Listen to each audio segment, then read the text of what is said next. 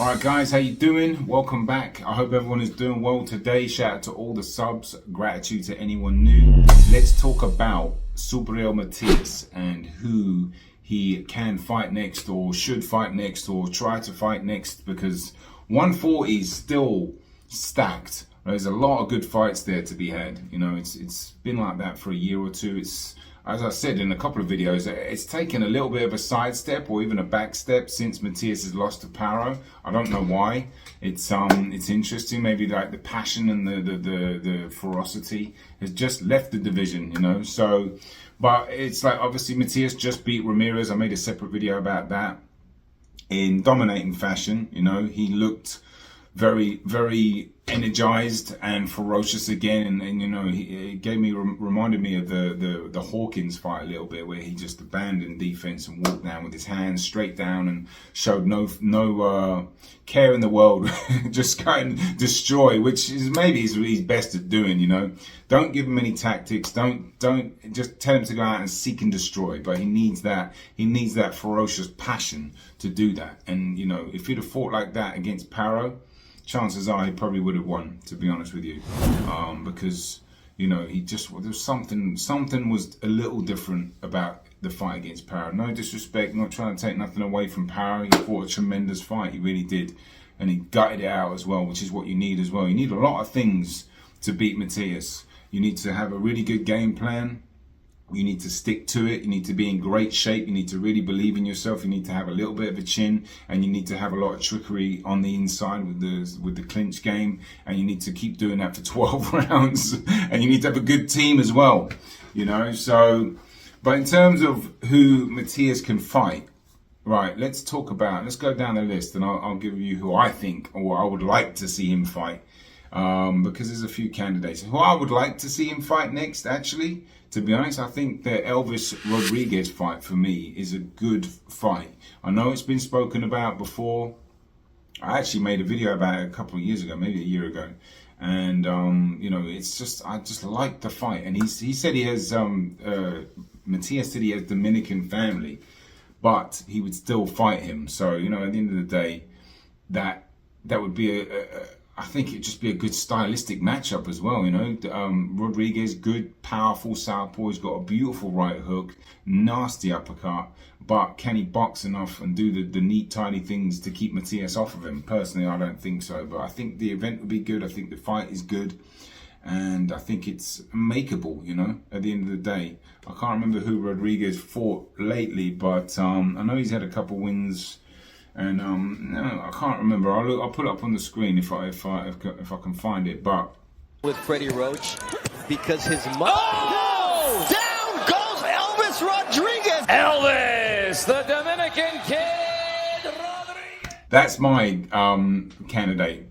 Prior to Prograis losing to Cattrall and looking like, you know, he's been getting hurt in his fights, and you know, you just wonder what's left. And with Prograis, I think that's taken a bit of sting out of it. You know, I don't know if that quite has the energy that it used to. You know, let me put up the rankings really quickly, and we can go through them as well.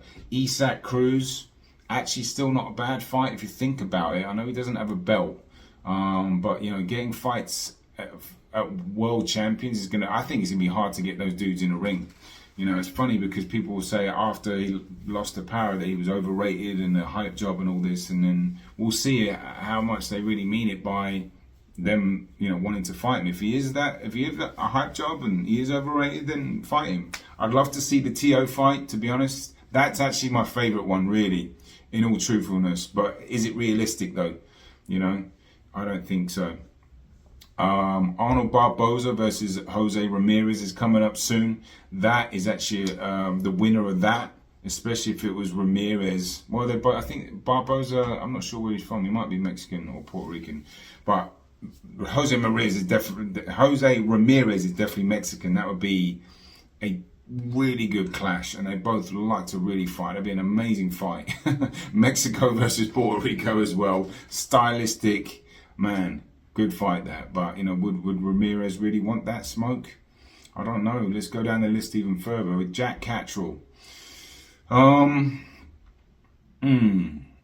that he's with Matchroom, isn't he? That is an interesting fight, you know, actually. Is that a realistic one, though? I know Matias just left Matchroom. I can't see Eddie Hearn wanting to do that. I just think he knows. I think he knows how ferocious and dangerous Matias is, and when he's on his A game and he's really Matias, I would favour Matias to beat Catchall for sure. Then you got Devin Haney still in the mix, I think. I don't know what's happening with him, to be honest with you, but what about the Rolly fight? Rolly always does. It makes me laugh. In like you always. I feel like the boxing always needs characters like Rolly, right? He's such an interesting character. Always smiling and joking and messing around. Says kind of off-key shit sometimes, you know. And it's just hilarious. It'll be an interesting build-up and it'll be a pretty wild fight while it lasts. I can't give Rolly much of a chance on that one, to be honest with you. But I'd love to know from you guys too, because there are some southpaws in here that you would think probably best not suited for Matias' style, like Sander Martin, right? Like Jermaine Ortiz, like, well, Gary Antoine Russell, actually, that would be an amazing fight. That really would. He's called out Matias too. But look, I called Matias out. He was talking trash once upon a time. His last fight, he called me out. But now he on hush mode. You know what I mean? I don't know what's going on with that. But like I said, I stay ready, so I want to get ready. There's another one. Those are my top three right there. Let me know yours. Tio, Elvis Rodriguez, Gary Antoine Russell. Josh Taylor's up there too as well. I keep forgetting about him, although he's, you know, he seems like he's really been done. He's kind of got one foot out of the sport, really, to be honest. But in terms of Sander Martin and Jermaine Ortiz, they will be a stylistical nightmare, really, because not just because they're slick southpaws, but they come with the game plan. They come with self-belief. They come with a good plan behind them with the cute skills to do it, you know. And it just could be an awkward fight. I don't know. I'd probably favour Matias, definitely against Sander Martin. But Jermaine Ortiz is a bit stronger. He's got a bit of pop. I think he'd give Matias a really good fight. I'd have to watch a bit more film before I really make a decision on that. I think it's... but Ortiz would probably just do what he did against Tio and stink the place out. So it wouldn't be a good fight. Do you know what I mean? And then you have... I'm just looking at the list right now. Richardson Hitchens versus Paro. That's obviously... Go into the ring, demand that Power rematch. That's probably the quickest way to a world title if he was to obviously get the fight and defeat Power, should Power beat Hitchens. A lot of options, man. There really are. A few names on here that I don't recognise whatsoever. But if you can think of any others, let me know in the comments. I'd love to hear from you guys. I hope everyone is well. Just going to keep it short and sweet today. And, you know, for the rest of the week, I've got other videos. I'll probably cover this Latino night card. I'll do a video on Amanda Serrano. I'll do a Keys to Victory because I think she really is going to go to get the KO against Katie Taylor.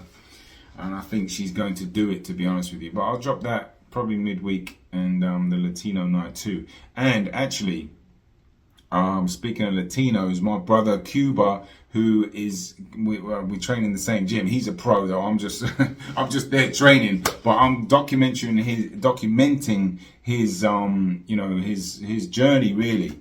And I did an interview with him in the gym the other day. Great kid. I'll leave the clip now, but I'll leave the link up here. It's just a growing process. So like every fight, I'm just getting better and better and better. And if you watch my growth, you would just be like, wow, like, unbelievable. Like, this young man is really doing his thing. Thank you. And I'm doing it all through Dawn. You know? I'm doing it all through Dawn and God. So just tune in. You don't want to miss it. It's growth. Right up. And in the description box, go check him out. And another thing too, I've been talking to Johan Guzman, who is a legendary Dominican fighter, two-time world champion. I've spoken to him about 3 times now. I'm trying to get a documentary on what is Dominican boxing because I had the luxury of being in the gym with him for a few years now, but really been watching and studying their style a lot closer. So I want to get some footage up close with them training, him talking about what the style is too. So You know, this channel is a little bit all over the place, but I try to cover some stuff what's in the gym and where I live, and you know, the local market a little bit, and just, you know, cover fighters that resonate passionately with me. So I hope you guys enjoyed the video. Smash the like button if you enjoyed it. Hit the subscribe button if you are new. Peace and love. I'm out of here. Boxing. Knowledge.